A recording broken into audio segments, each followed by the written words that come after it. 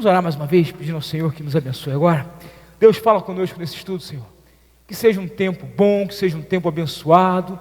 Ó Deus, que as indagações que vão ser colocadas aqui, que venham, ó Deus, para abrir a nossa mente, para iluminar nosso entendimento. E, ó Deus, que o Senhor possa nos munir, Senhor, com bons recursos, com bons argumentos, para solidificar a nossa fé. E, ó Deus, e poder enfrentar os questionamentos mais sinceros e mais legítimos que existem nesse tempo. Nós te oramos e te agradecemos em nome de Jesus. Amém e amém.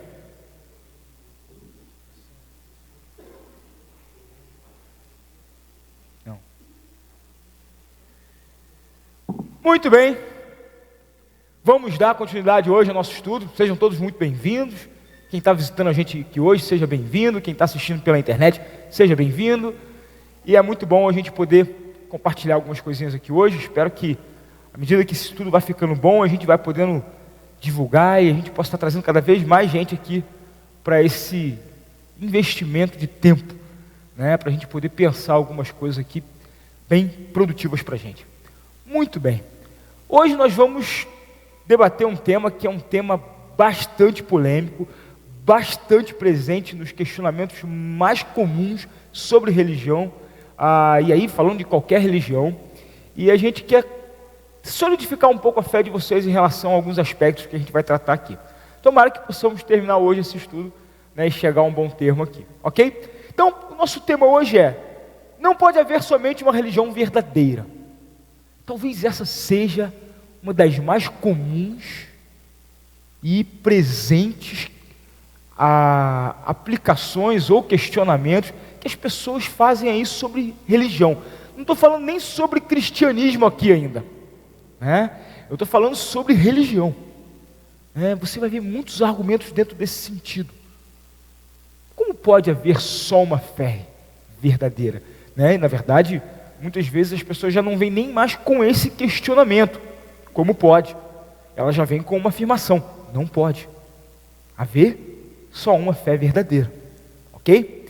Então, lógico, a gente sempre vai partir de um pressuposto bíblico. Nós somos uma igreja cristã, a regra e fé de prática para a nossa vida é a Bíblia, e a gente sempre vai basear as nossas afirmações em embasamentos bíblicos. É verdade que para algumas perguntas contemporâneas, nem sempre a Bíblia vai ter uma resposta direta e objetiva para esse questionamento. Mas algumas perguntas filosóficas e teológicas que nós podemos conceber aqui vão nos ajudar a chegar a alguns raciocínios e algumas reflexões, ok? Quem quiser falar, só levantar a mão, vou passar o microfone e nós vamos compartilhar. Texto bíblico para a gente, João 8, verso 31 e verso 32. Podemos ler juntos aqui? Então disse Jesus aos judeus que haviam crido nele: se permanecerdes na minha palavra, verdadeiramente sereis meus discípulos, e conhecereis a verdade, e a verdade vos libertará. Amém? Muito bem. Esse texto parece um texto simples, parece um texto objetivo, mas ele contém aqui algumas questões muito subjetivas, muito sérias, e ele vai trabalhar diretamente com a proposta que nós estamos trazendo aqui hoje, sobre religião verdadeira. Por quê? Porque esse texto ele trabalha exatamente com a verdade. Vivemos numa época em que a verdade deixou de ser uma coisa absoluta e passou a ser, na mente de muitas pessoas, uma verdade o quê? Relativa. Qual é o contrário do absolutismo? Relativismo. O que não é absoluto, o que não é concreto, definitivo, ele pode ser relativo. Existem muitas verdades que podem bem cair dentro de um contexto de relativismo. Existem algumas questões que vão se encaixar bem dentro do relativismo. Por exemplo, os gostos pessoais. Algumas atitudes, alguns remédios, algumas questões, algumas situações, elas podem ser boas para mim e podem não ser boas para você. Então, nesses aspectos aqui, a questão é relativa, certo? Mas na nossa fé, não. A nossa fé não tem espaço para relativismo. Toda vez que a nossa fé passa por um processo de relativização, ela se perde, ela se enfraquece, ela se desconstrói ela se desfigura, perde a sua identidade, certo? Então, existem algumas coisas que podem ser suscetíveis ao relativismo, outras não. Jesus está falando aqui sobre verdade. Existe aqui, né? Mas ele não está falando só sobre verdade. Essas palavras aqui, elas trazem um contexto que nós precisamos aqui entender quais são as questões sérias que estão sendo trabalhadas aqui. Então, qual é a primeira questão séria que está sendo trabalhada aqui? Qual é a primeira palavra-chave aqui no contexto? Jesus. Por quê? Quem é o argumentador aqui? É Ele. Quem é o narrador? É Ele. Quem é o proponente de uma verdade? Ele. E ele diz aqui, a fé que tem sido estribada em quem? Ele está falando para os judeus que haviam crido. A fé que está em cima de quem? Dele. Então, ele é a figura que emana a verdade. A outra coisa que nós vamos falar aqui é a palavra. Todos aqueles que crerem em quem? Na minha palavra. Então há uma relação aqui muito clara entre Jesus e a sua palavra. Jesus não pode ser dissociado da sua palavra, da mesma maneira que a palavra dele não pode ser dissociada dele. Então aqui nós estamos trabalhando primeiro aqui com um aspecto bem tranquilo. Depois, ele fala, aqueles que creram nele, permaneceram na palavra dele, serão o quê? Verdadeiros discípulos. Quando eu afirmo haver verdadeiros discípulos que estão baseados na palavra, isso pressupõe que existem o quê? Falsos discípulos. E o que discerne o verdadeiro entre o falso é o quê? Não. É a palavra. Aquele que crer na minha palavra será verdadeiramente o meu discípulo. O Josias falou uma palavra aqui muito interessante, que tem uma relação muito forte com a palavra. Você não recebe a palavra de Deus sem fé. Mas por que eu não posso dizer que é somente a fé? Porque a fé é subjetiva e não mensurável. Eu não posso mensurar a fé de ninguém aqui, posso? E nem contextualizar, e nem arrazoar sobre a fé de alguém. Experiências de fé são coisas intransferíveis e inquestionáveis. Agora, em contrapartida a isso, eu posso fazer uma análise da sua fé. Porque se você tem uma fé em alguma coisa que não está dentro da palavra, eu posso entender que a sua fé não é uma fé verdadeira. Pelo menos dentro da perspectiva cristã, de verdade. Certo? É por isso que eu falei aqui. O camarada que é um jihad, um homem-bomba, aquele cara tem fé? Ele parte de um princípio de fé, ele não explode sem fé. Ele explode sem inteligência, mas ele não explode sem fé. Né? E ele tem fé em uma coisa muito menos palpável daquilo que a palavra de Deus nos ensina. Isso é uma coisa que a gente vai trabalhar um pouco mais para frente. Mas o texto ainda trabalha com uma outra questão. Se eu estou falando de verdadeiros discípulos, eu estou falando sobre verdade. Então a verdade ela está no centro aqui do nosso entendimento. Da mesma maneira que Jesus disse que essa verdade, ela resulta em quê? Conhecereis a verdade? A verdade libertará. Existe uma pressuposição lógica aqui no texto. Se eu estou dizendo que a verdade liberta, qual é a contraposto da verdade? E a mentira faz o quê? Então olha quantos elementos eu tenho para análise e para diagnóstico do texto a partir da fala de Jesus. E é isso aqui que chega fundamentando a nossa fé. Talvez uma exposição muito básica da nossa fé. Ok, a gente anda muito bem com isso aqui. A gente vai muito bem com essa verdade aqui. até que começam a surgir alguns questionamentos que nos parecem muito lógicos. E eu vou trabalhar com 3 questionamentos aqui, que o Dr. Timothy Keller, no livro dele, Fé na Era do Ceticismo, ele trabalha, ele fala sobre algumas palestras que ele deu, né, nos Estados Unidos, e alguns alunos, alguns jovens trouxeram esse questionamento que eu quero apresentar aqui. E eu apresento os dele porque, na verdade, eu tenho certeza que todo mundo aqui já ouviu, se não um questionamento igual, a algum questionamento muito semelhante em conteúdo aos que eu vou apresentar aqui. Primeiro, como poderia haver somente uma fé verdadeira? Afirmar a superioridade da sua religião é tentar converter todo mundo. E tentar converter todo mundo é uma postura de arrogância. Já ouviram isso? Eu acho muito arrogante você querer converter, você querer confirmar que a sua religião é verdadeira. Já ouviu alguém falando isso da sua fé? Já ouviu esse questionamento? Segundo, a religião vem causando indizíveis confrontos, divisões e conflitos. Talvez seja a maior inimiga da paz no mundo. Se os cristãos continuarem a dizer que detêm a verdade, se outras religiões fizerem o mesmo, o mundo jamais conhecerá a paz. Já ouviu isso? Já ouviu alguma coisa dentro desse questionamento aqui? E por fim, a exclusividade religiosa não é apenas ignorância, é um perigo. Vamos fazer uma análise rápida dessas 3 vertentes aqui? Elas são ignorantes? São argumentações baseadas em ignorância? A princípio não, né? A princípio elas são baseadas em uma argumentação lúcida e que traz elementos aqui sérios.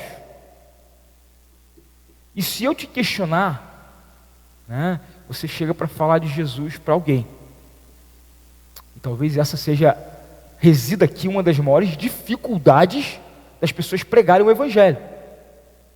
Porque você chega tentando cumprir o ID de Jesus, o mandamento central que qualifica o cristianismo. E aí alguém fala assim: desculpa, mas eu acho muita arrogância sua vir me dizer que eu preciso conhecer a tua religião para me ser verdadeiramente liberto. Desculpa, eu acho arrogância sua.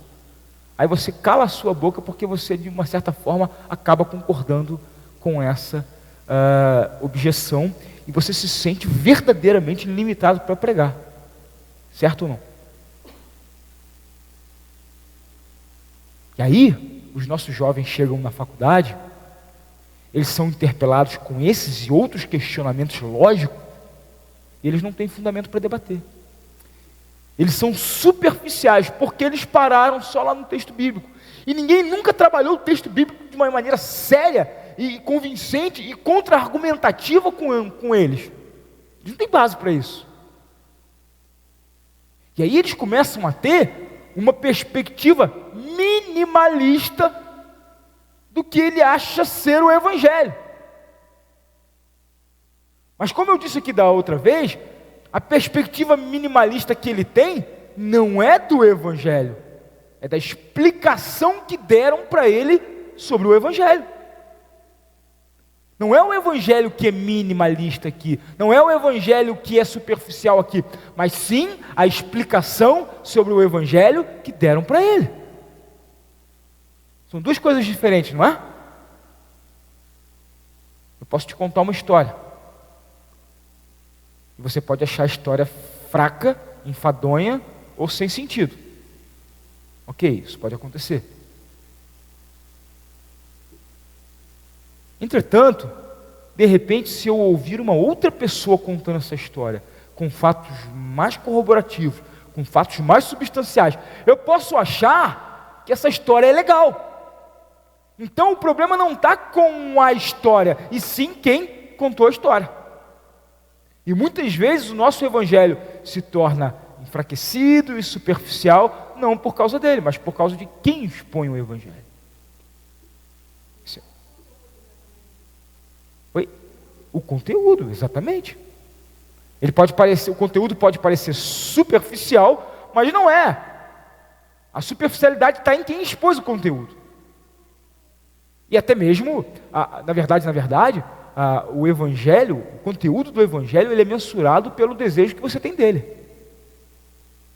É igual fome.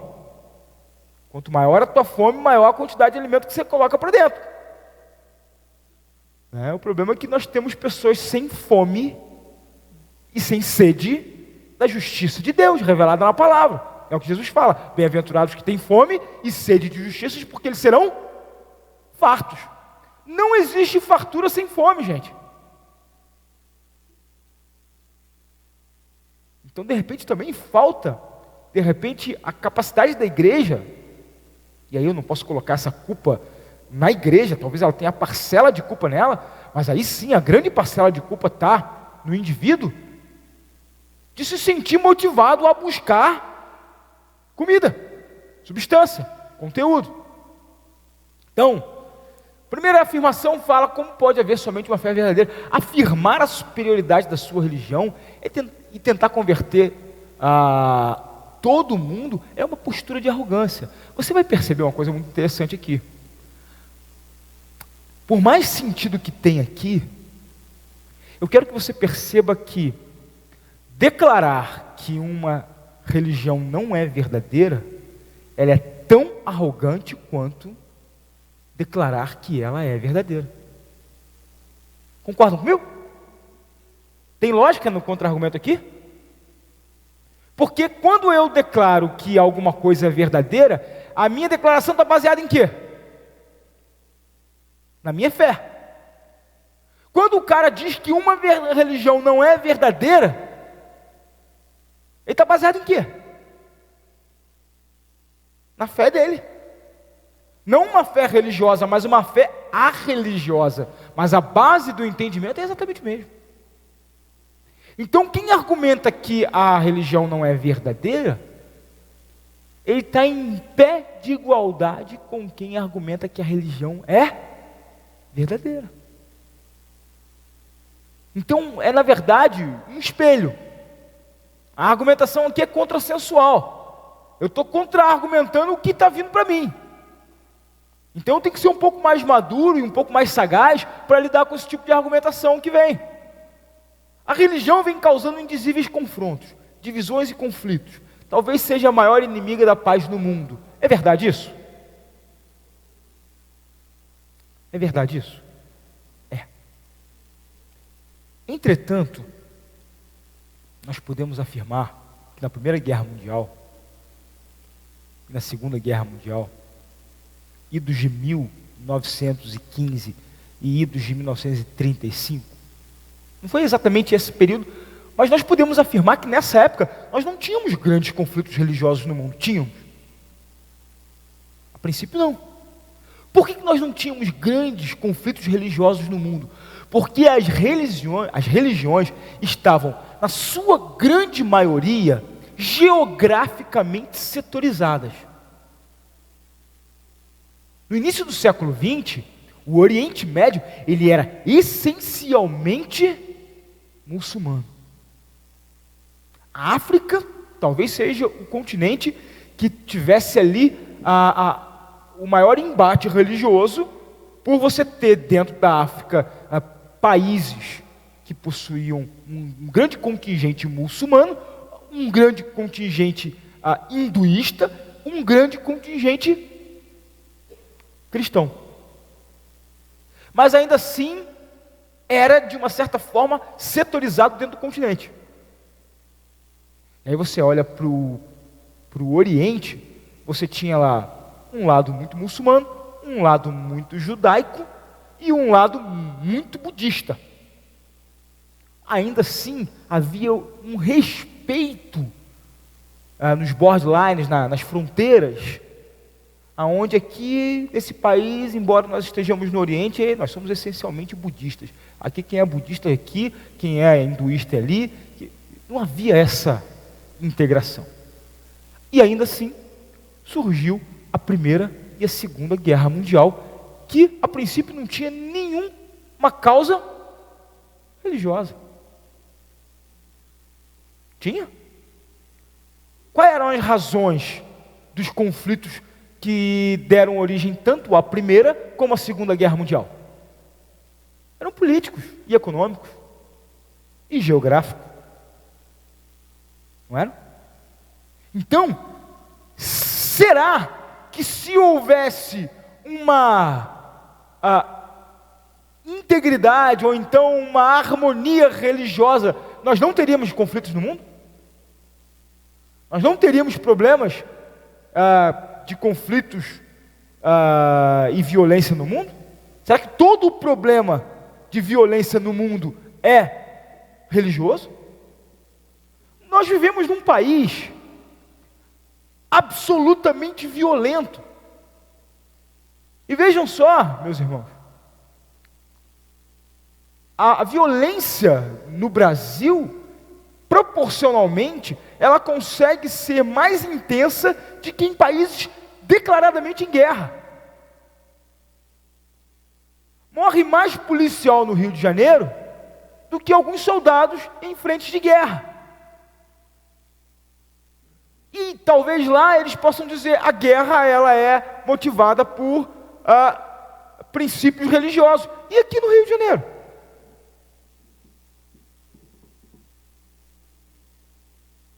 Nós não temos problemas de religião no Brasil. E ainda assim o Brasil é um dos países mais violentos do mundo. A Colômbia registrou na época do Pablo Escobar, do cartel de Medellín, do cartel de Cali, no seu auge de poder, os registros mais violentos do mundo. E não haviam questões religiosas envolvidas nesses problemas. Então, quando eu olho para a minha fé cristã, eu entendo que a origem da violência e do mal não é a religião em si, mas sim o pecado que contamina e aprisiona o homem. Homem esse, aprisionado e cativo e escravo pela falta da verdade. E um pior tipo de cativeiro é quando aqueles que deveriam ser libertos pela palavra levantam a bandeira da religião sem liberdade.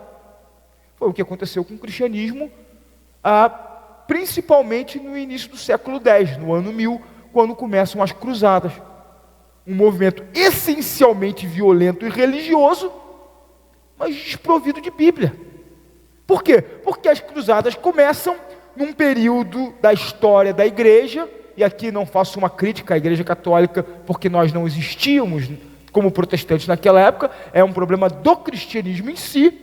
A Idade Média foi marcada pelo abandono absoluto à palavra. E a absorção da religião como a forma de governo. Foi o que aconteceu com o cristianismo nesse período. O abandono à palavra. O que foi a reforma protestante? Em tese, a volta à palavra.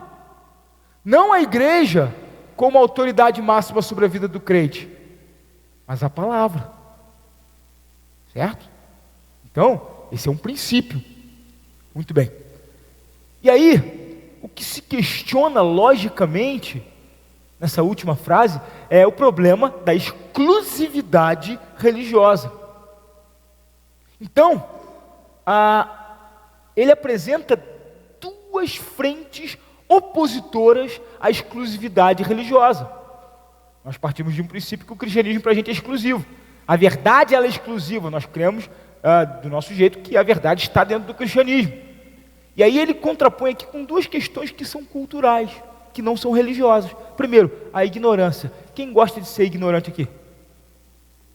Se você chega dentro de uma faculdade, que é um dos maiores cemitérios de fé, um dos maiores campos de extermínio de fé nos nossos dias é a universidade.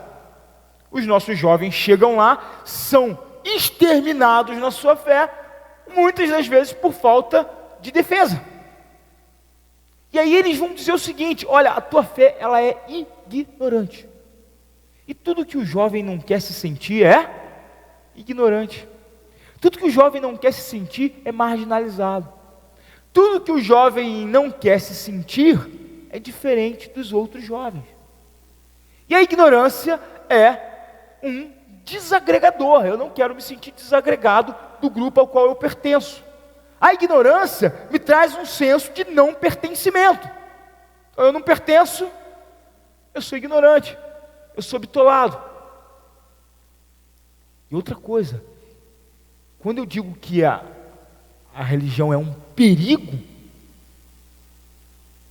porque ela pode gerar isso, isso e isso na minha vida, ela confronta o meu conforto e o conforto do meu próximo. Eu não quero ser um senso de desconforto nem para mim mesmo, nem para o próximo. Então é muito mais fácil eu abandonar a religião e não ser um ignorante, do que ser um ignorante e ainda causar perigo para mim e para o outro. Se eu simplesmente calar a minha boca e não manifestar a minha fé, eu não tenho desconforto. Então o que acontece hoje é um grande número de pessoas que não compartilham a sua fé de maneira confrontadora. E quando se senta em um diálogo interreligioso, algumas pessoas falam ecumênico, mas não sei se vocês sabem, mas a palavra ecumênica, ela tem um sentido completamente diferente. Uma reunião ecumênica, esse termo ecumênico, ou ecumenismo, ele surgiu para diálogos entre cristãos de denominações diferentes. Ortodoxos, católicos, cristãos. Porque quando eu vou defender o cristianismo aqui nesse estudo, você precisa entender uma coisa. Eu vou colocar todo o cristianismo no mesmo patamar, na mesma plataforma. Nesse momento aqui nós vamos ter que ficar todo mundo junto. Cristãos reformados, cristãos católicos, cristãos ortodoxos, testemunho de Jeová, se ele se diz cristão, todas as denominações, vamos ter que ficar todo mundo no mesmo patamar. Porque nós estamos falando de cristianismo. Certo?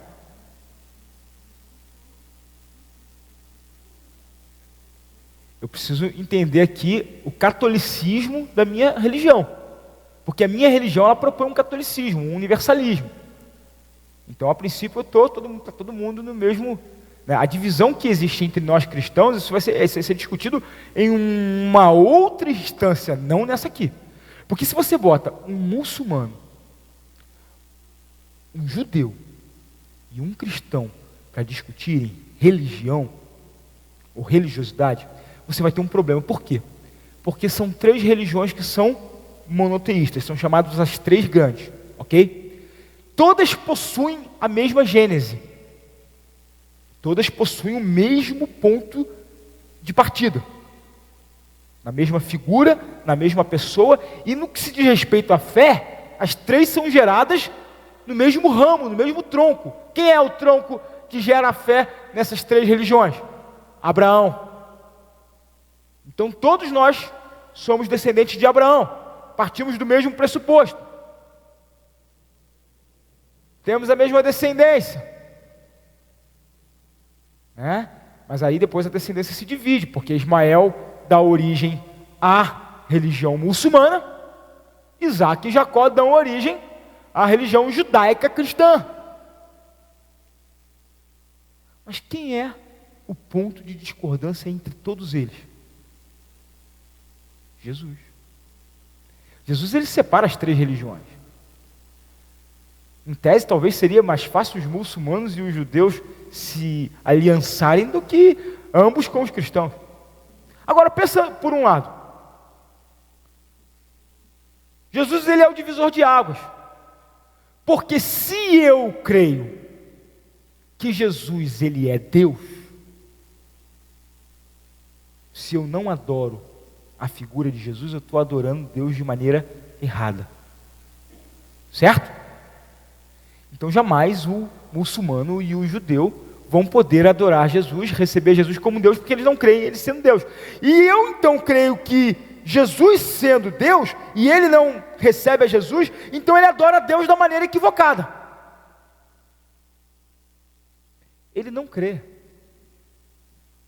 que Jesus é Deus. Logo ele entende que eu adoro a Deus de maneira equivocada. Nós temos um cisma que não pode ser remediado, é irremediável a divisão que nós temos. O abismo que existe entre essas três religiões, eles são abismos intransponíveis. Não há remediação.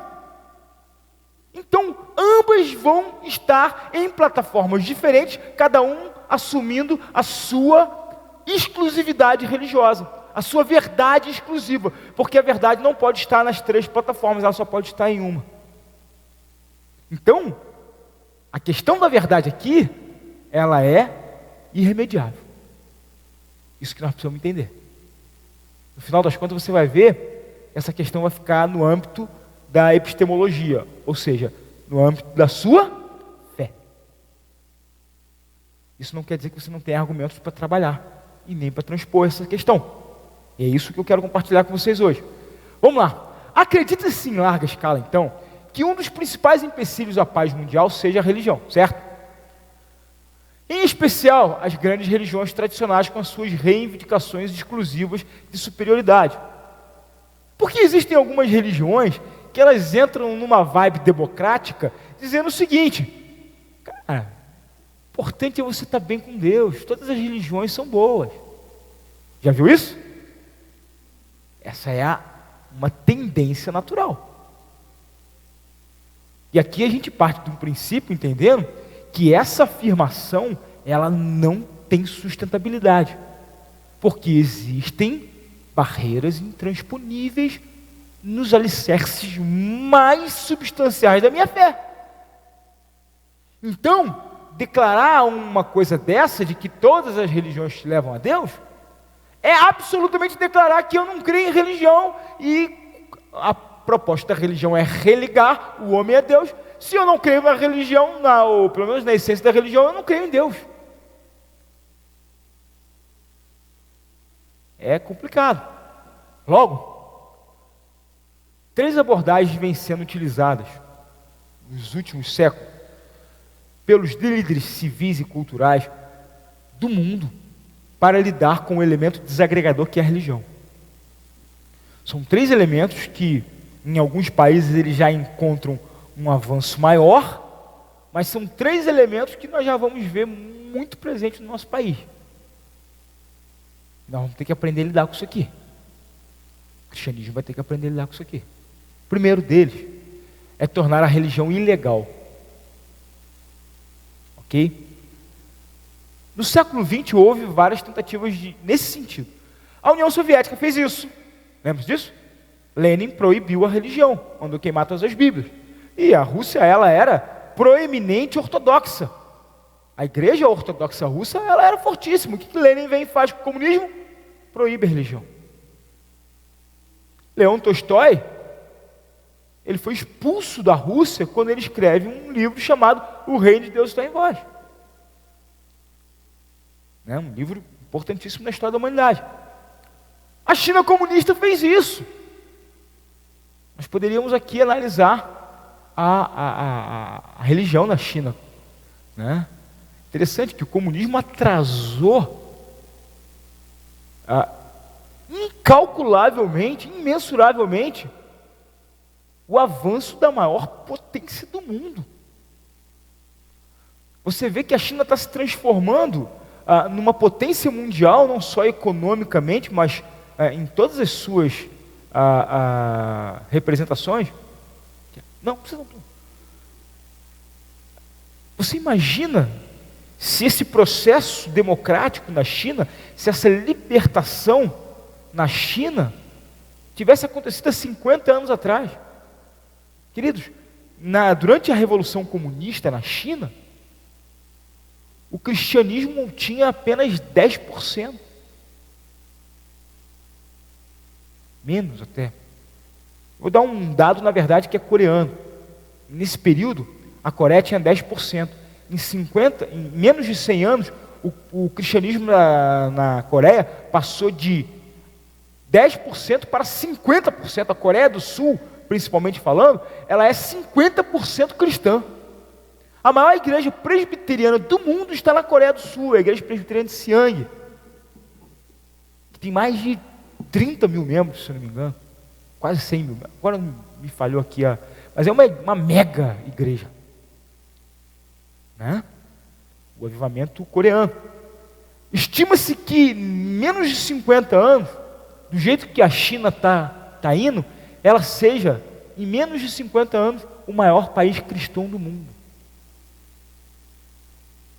E você não tem como comparar, e não tem como negar, que todo esse avanço, que toda essa abertura social, econômica, a China está se transformando num país menos opressor, mais aberto, e isso está crescendo, está fazendo o país crescer, tem a ver com o quê?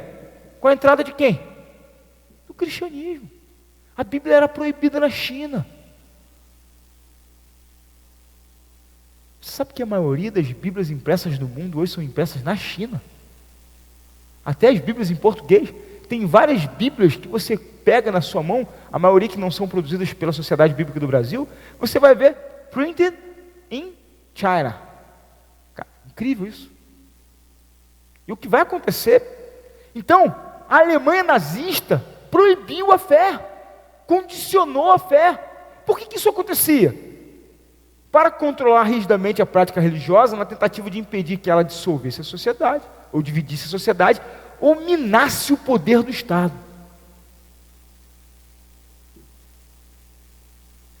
Será que isso não está, de uma certa forma, voltando a acontecer?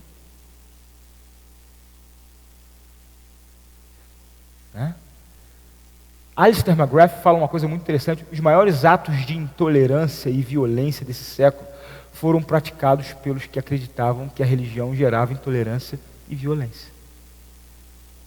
O que é isso aqui? É um contrassenso. É a mesma natureza dos manifestantes que vão manifestar contra a corrupção e destroem e depredam o patrimônio. É a mesma incoerência dos movimentos aí sociais dos nossos dias que defendem algumas causas, entre elas as mais variadas, de gênero sexual, de opção sexual, de nova formatação familiar, que eles vão para a rua reivindicar um direito humano e cometem atos desumanos para reivindicar um direito humano. Então isso não é um problema exclusivo da religião. Isso, na verdade, não passa de uma alienação. E, de repente, uma ferramenta de legalidade, tornando o cristianismo ilegal, eles acham que isso pode resolver. Não resolveu no período da China comunista, não resolveu na União Soviética e não resolveu na Alemanha nazista. E nenhum outro lugar, que são, de uma certa forma, vamos dizer assim, genéricos desses movimentos. Por exemplo, Cuba. Por exemplo, os países socialistas em todo lugar. Me fala um país socialista próspero no mundo. O socialismo só levou os países que aderiram a esse movimento à ruína, à pobreza, à miséria, à guerra. O comunismo, que tem uma ideia muito bonita de ser comum a todos, nunca foi comum a ninguém. Hoje nós temos a história que comprova isso. Em contrapartida, uma contraposição lógica aqui é você fazer uma análise de quais foram os países mais bem-sucedidos e os países mais interessantes, onde você mais gostaria de viver a sua vida. Que países são esses? Países que estiveram estribados por quê? Pela palavra de Deus. Os Estados Unidos é um país relativamente novo em relação ao continente europeu. E foi o país mais poderoso durante muitos e muitos anos. E qual era o grande diferencial dos Estados Unidos? O cristianismo. Na sua essência reformada, protestante. Você quer ver uma coisa interessante, curiosa, muito curiosa? Para onde qual é o país que mais recebe dinheiro do mundo inteiro? Qual é o banco mais famoso do mundo inteiro? Qual é o banco que todos os lugares mandam dinheiro para lá? Suíça. Vocês sabiam que a Suíça não tem exército? Tecnicamente é o país mais inseguro do mundo. Por que as pessoas mandam o seu dinheiro para o lugar menos seguro do mundo? Porque é um país respeitado. Mas quando que a Suíça virou um país respeitado? Depois da Reforma Protestante. A Suíça é um país calvinista. A Suíça hoje vive momentos difíceis. Por quê? Largou a fé. Os Estados Unidos hoje vive uma ruína. Está quebrando. Por quê? Billy Graham falou isso há 30 anos atrás, quando começaram a proibir as Bíblias no colégio, quando proibiu o ensino religioso no colégio, quando eles começaram a secularizar o ensino religioso. Billy Graham falou assim: isso é a ruína desse país. Olha o que eles estão vivendo hoje. Entrou o secularismo, entrou a liberdade religiosa, entrou a pluralidade das verdades, tudo é verdadeiro. Olha o que está acontecendo com o país. Você sabe qual é o país do mundo que você tem mais conversões por minuto? China. Qual é o país que mais cresce hoje no mundo? Não numericamente falando que já é o maior, mas qual é o país que mais cresce economicamente no mundo hoje? Então isso são argumentos para você trabalhar. São argumentos palpáveis, mensuráveis. Segunda coisa que se faz muito hoje é condenar a religião. Aqui tem algumas falas que você ouve muito. Primeiro, todas as grandes religiões são igualmente válidas e ensinam basicamente o mesmo.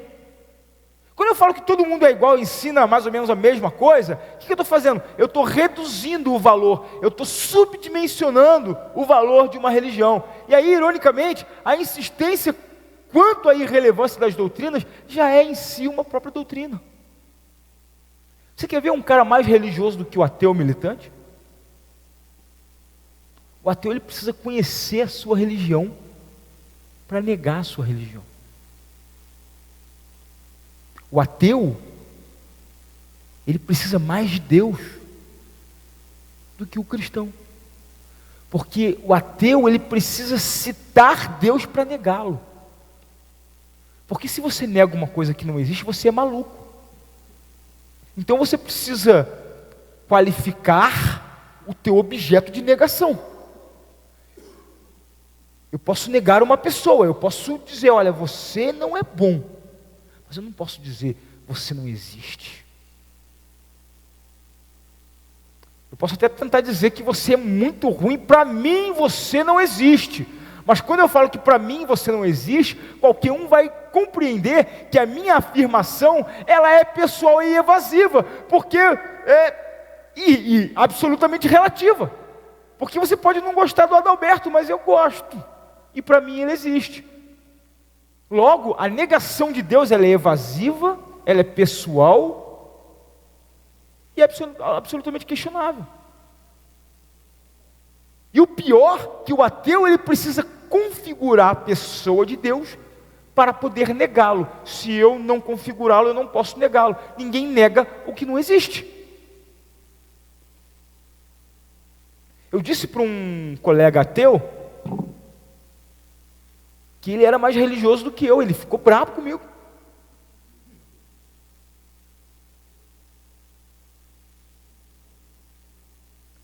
Eu disse que ele ia fundar uma igreja ateísta. Ele ficou mais bravo ainda.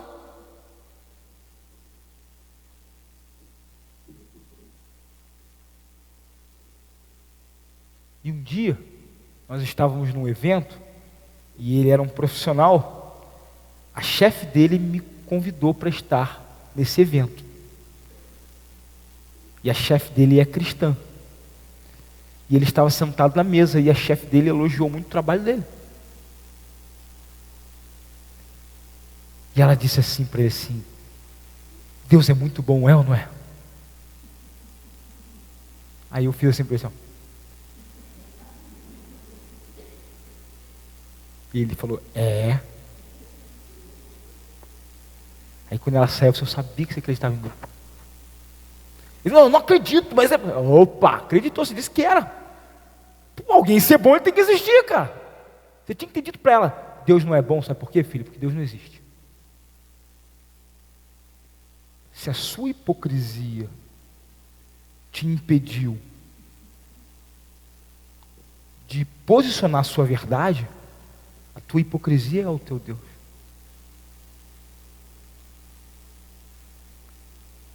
Então, nós temos que ser atentos a essas questões para a gente poder posicionar a nossa fé. Porque dizer que nós cristãos somos ignorantes é muito fácil. Mas nós existimos há 2000 anos. Estamos baseados numa fé que existe há mais de 6.000 anos. Então não fica nesse negócio de que a tua fé é só subjetiva, não. Não, existem muitos argumentos sólidos na sua fé. Se você não sabe, é uma coisa. Mas isso não quer dizer que você não tem que saber. Cada religião enxerga uma parte da verdade espiritual, mas nenhuma delas é capaz de enxergar a verdade integral. Já ouviu isso? As pessoas argumentam isso. Deixa eu dizer uma coisa para você. Existe uma historinha rápida aqui, a história dos cegos do elefante. Ela parece ser uma história, a princípio, muito interessante, mas ela é uma história evasiva. 3 cegos se aproximaram de um elefante. E um foi apalpar e apalpou a tromba do elefante. E disse: esse animal, ele é como uma cobra. Ele é comprido, e ele é longo, e ele é fino. Mas o cego que estava apalpando a perna do elefante disse: não, cara, é grosso, é grande, é enorme. Ele é muito forte, ele é rígido aqui. Mas tinha um encostado na barriga. Ele disse: não, não é firme não. Esse elefante, ele é flácido. Ele é largão, muito largão, mas não tão largo quanto você falou, mas ele é molengo aqui. Os 3 estavam apalpando o mesmo animal? Estavam tendo percepções diferentes. Mas para alguém julgar, então você pode dizer, realmente, então acho que a religião apalpa ali acha que é sim, a religião apalpa sim acha que é sim, a religião que apalpa sim acha que é sim. Realmente faz sentido essa história. Não, não faz sentido. Que quem analisou essa história era alguém que não era cego. Por quê? Porque ele viu o cego apalpando a tromba e falou: não, daí não sabe. E ele viu o outro apalpando a barriga. E ele viu o outro apalpando as pernas. Logo nessa história, alguém tem uma conjectura de como o elefante ele é de fato, certo? Então, se alguém tem uma conjectura de como o elefante é de fato, então alguém nessa história não é cego, certo? Então, nessa história, alguém tem uma percepção inteira da verdade, certo? Quem é essa pessoa? Eu não sei. É alguém que tem a verdade. Então essa história do elefante, que ele é muito comumente contada por professores universitários, ela não tem base. A verdade está com alguém. E normalmente uma religião só pode ser julgada por outra religião. Uma fé só pode ser questionada por um outro agente de fé. Porque eu que não entendo nada de fé, eu não posso questionar uma religião. Eu não posso questionar o catolicismo se eu não conheço o cristianismo. De maneira que eu não posso questionar como católico o protestantismo se eu não conheço o cristianismo. Eu posso questionar o espiritismo. Porque o espiritismo tem algumas pernas apoiadas no cristianismo. Eles aceitam Jesus, mas do jeito deles. Eu posso questionar eles dizendo o seguinte: filho, olha, Jesus é assim, cara. O que você está falando aí não tem na Bíblia. O que você está falando aí não tem embasamento. Entendeu? Então, só uma religião pode questionar outra religião. Ok. Culturalmente e historicamente, a crença religiosa está condicionada demais a ser verdade. Interessante essa frase do Timothy Keller. Ele fala isso sobre a igreja em Nova York. Há quase 20 anos atrás, o que mais se ouvia era o argumento de que todas as religiões eram verdadeiras. Ele deve ter ouvido isso. Ouvido isso? Ouvido isso. Agora, nos dias de hoje, o que mais se ouve falar, a tendência é afirmar que todas elas são falsas. Quem gera isso não é um corpo, não é um agente de religião, mas é um agente de cultura. Tem muita gente hoje que diz que é ateu por moda, gente. Tem muita gente hoje que assume o ateísmo por modinha, não por convicções. Eles são arrogantes, é pura arrogância. E desculpe falar, em alguns momentos, a única coisa que se tem para tratar arrogantes é arrogância e firmeza. Um dia desses, um ateu chegou para mim e falou assim: eu sou ateu, para mim religião, ó. Aí eu falei assim: legal, você é ateu? Sou. Já leu Dostoiévski? Não. Já leu Karl Marx? Não. Você já leu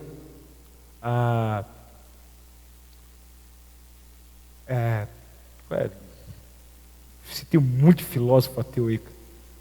Citei aí Foucault, Michel Foucault. Já leu Jean-Paul Sartre? Não. Você é ateu nada, velho. Você não leu nada, você não sabe nem o que é ateísmo.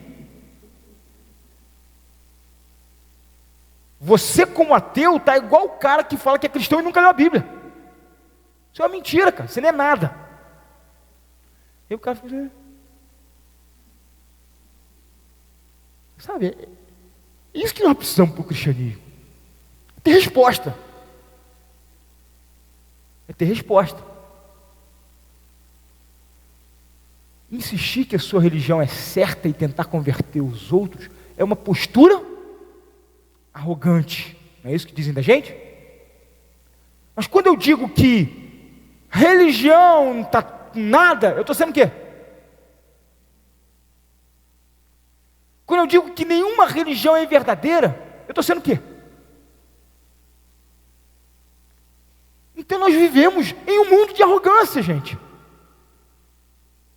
E você não tem que ter medo de ser arrogante, porque tem um arrogante dizendo que você é arrogante. Vamos conversar. O mundo está cheio de incoerências.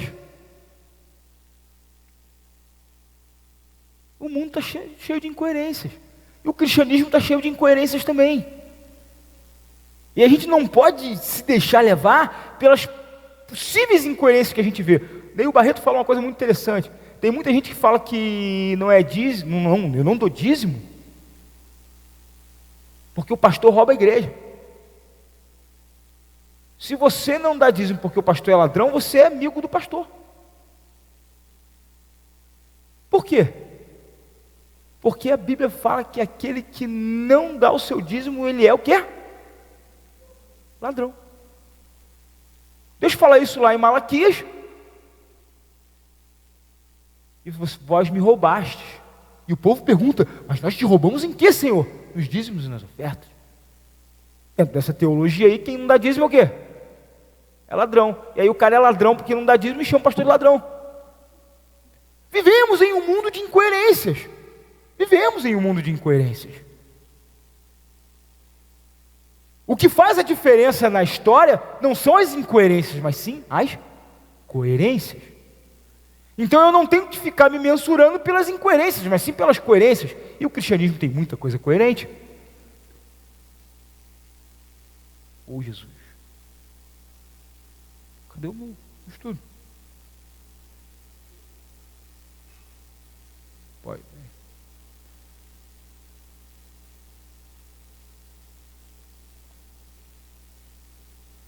Nossa, não salvou tudo.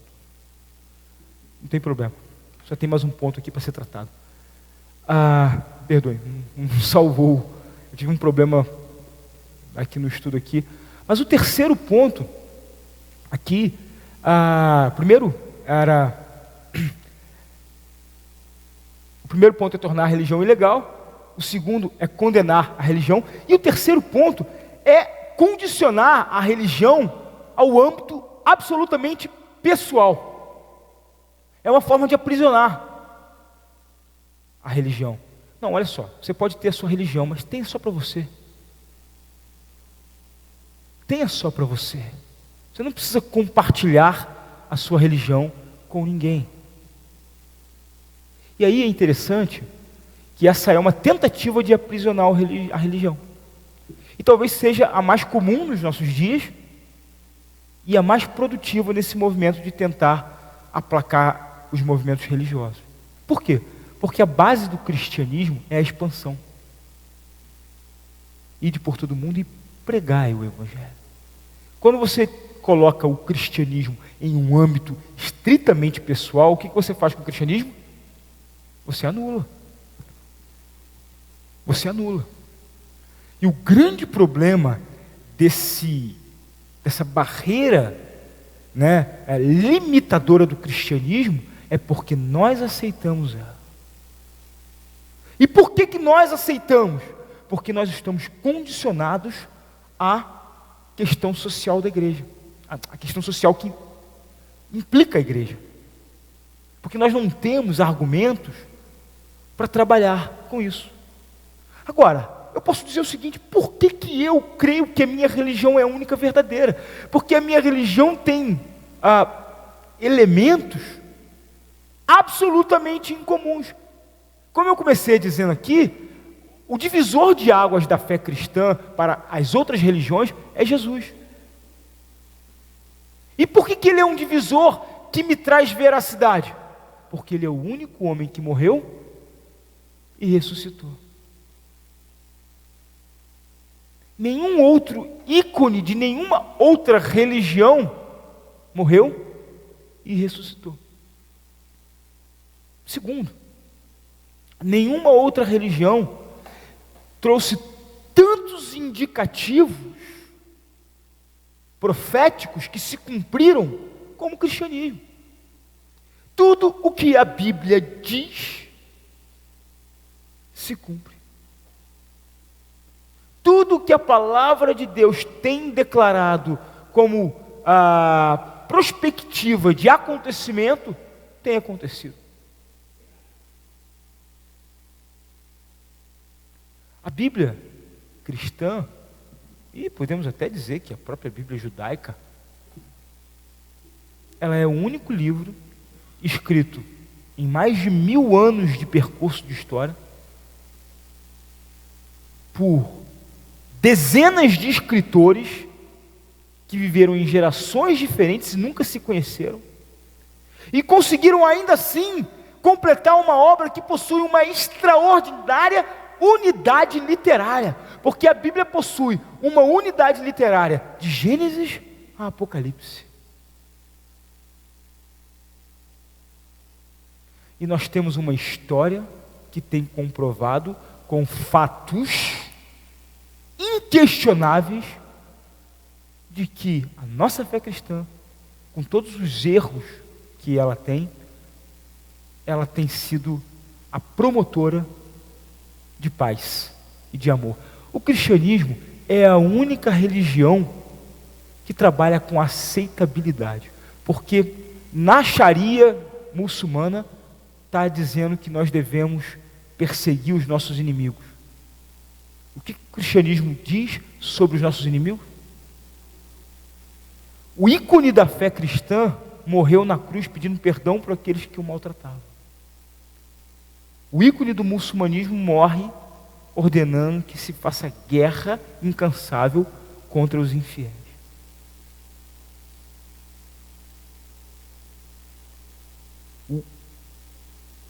O ícone do judaísmo ainda não existe.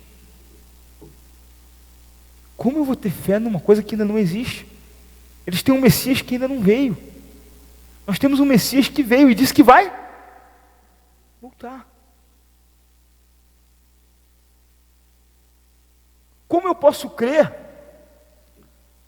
em uma religião que para algumas coisas acontecerem, eu preciso de sacrifícios? Enquanto a religião que eu creio, ela disse que alguém por amor fez um sacrifício único, exclusivo e suficiente por todos. Nós cremos que o cristianismo é a única verdadeira, porque toda a construção do cristianismo, ela se relaciona com outras religiões e não espelhe outras religiões.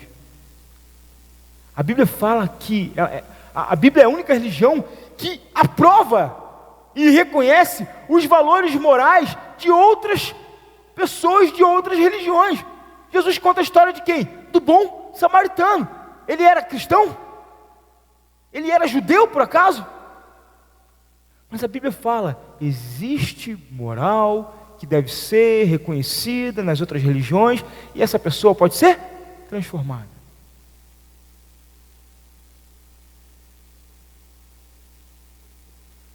Por essas e outras razões, nós temos muito mais indícios para crer que existe uma religião verdadeira.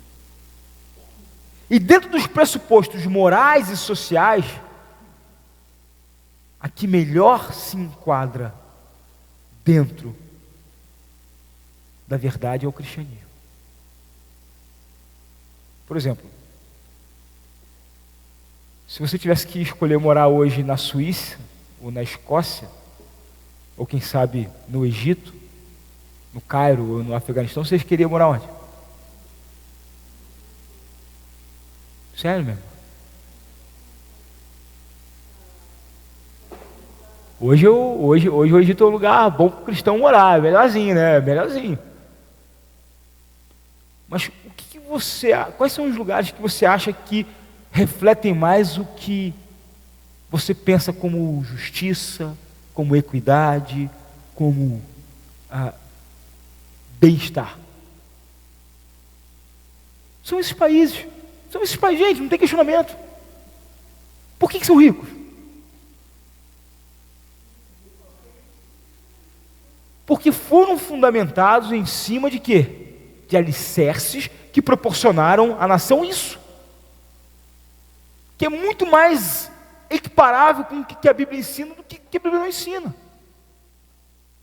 E é interessante você pensar que todos esses discursos de que a religião leva à guerra, na verdade é o seguinte: se os pressupostos religiosos, aí eu posso até dizer que tanto do cristianismo, como do judaísmo, como do muçulmanismo, fossem levados à risca, não pelo extremismo religioso dos homens que são imperfeitos, nós não teríamos problemas no mundo.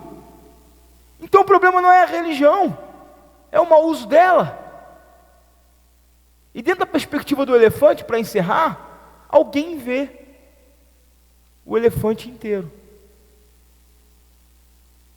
E dentro dessas conjecturas sociais das religiões, quem que você acha que vê o elefante inteiro? Eu acho que é a cosmovisão bíblica. Eu acho que é a perspectiva cristã da humanidade. Então, gente, argumentos nós temos. Argumentos eles têm para tentar dissuadir você da sua fé. Mas você precisa saber contrapor e responder à altura desses eventos, o que vai acontecer dentro da construção da sua fé.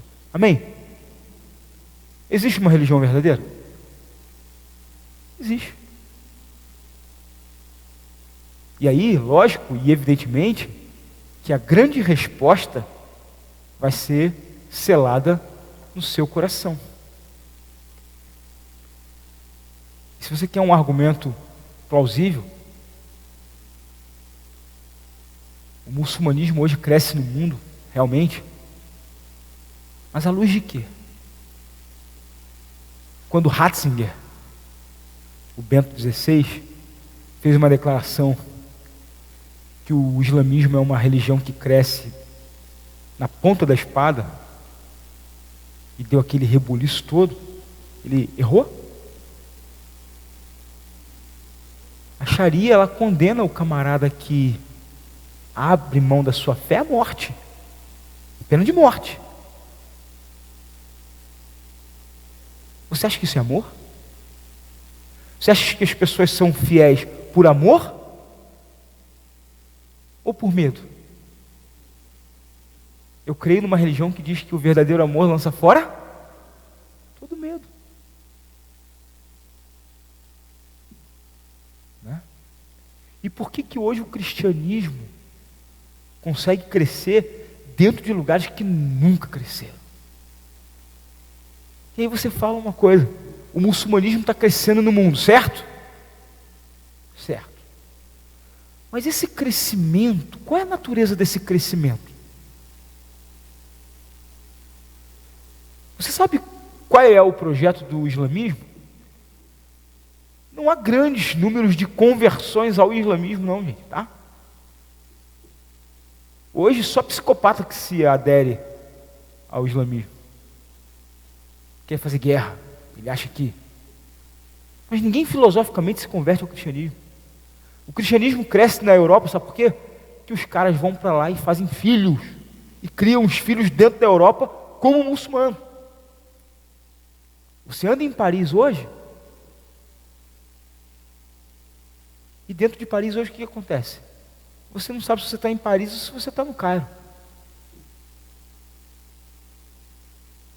Agora, qual é o problema disso lá? O problema disso lá é porque os franceses, como os americanos e muitos outros lugares, eles não querem mais ter a Bíblia como única de regra de fé e de prática da vida deles. Eles abrem mão da religião, eles querem viver a sua própria verdade, e esses caras vão para lá e trazem um conceito de religião. O crescimento deles é migratório. Eles migram para crescer lá com o povo dele. Eles não se miscigenam, não. E outra coisa, quando eles vêm a regimentar a gente aqui no Brasil, quando eles vêm a regimentar a gente em outros países assim, é só para virar homem-bomba. Vê se eles chamam alguém aqui no Brasil para virar imã, para virar líder. E aí o cara promete 10 virgens no paraíso, e o bobão vai. Virar o quê? Homem-bomba. Eles só regimentam para virar o quê? Homem-bomba. Ou então para ir para onde? Para frente de combate.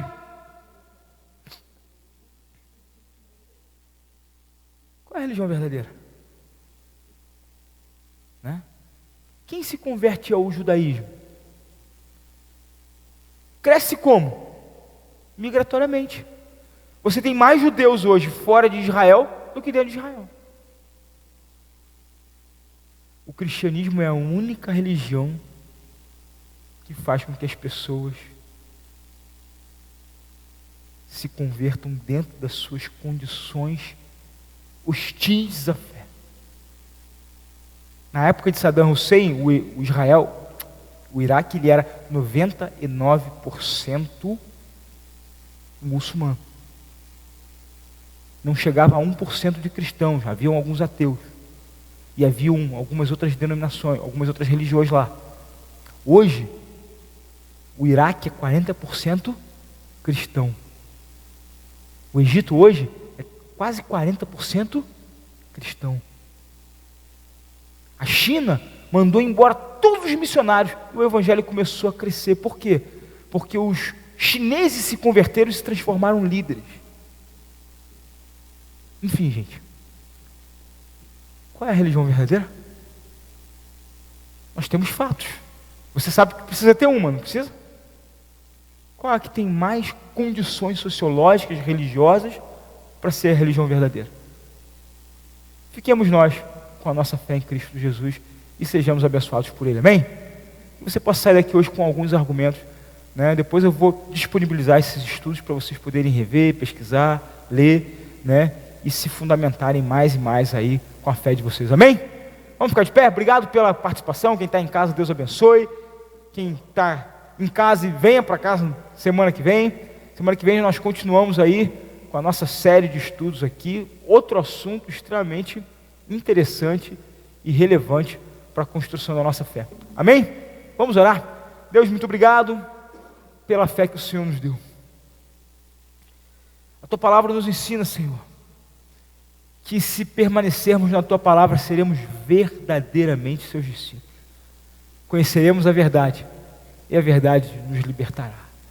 Ó Deus, a Tua verdade que é absoluta, Senhor, e ninguém pôde calar a Tua verdade até hoje. Nenhuma verdade foi tão, ó Deus, atacada, e ó Deus, e tentaram encobertar tanto essa verdade. Mas ninguém conseguiu, Senhor, calar a Tua voz, Senhor. Ninguém conseguiu aplacar. Nenhuma religião, ó Deus, foi tão, ó Deus, tentada a ser destruída como o cristianismo. E ainda assim ela é a que mais cresce. É a que mais se solidifica. É a que mais, ó Deus, liberta pessoas nesse mundo. Obrigado por isso, Pai. Obrigado por essa fé. Que o Senhor fortaleça ela a cada dia e que possamos perseverar até o dia que o Senhor voltar. E, ó Deus, uma vez por todas, ó Deus, pôr um ponto final nessa história sobre falsas religiões. Ó Deus, nós cremos nisso e oramos em nome de Jesus. Amém e amém. Deus abençoe, vão com Deus. Não deixe a arrogância dos outros calar você. Amém?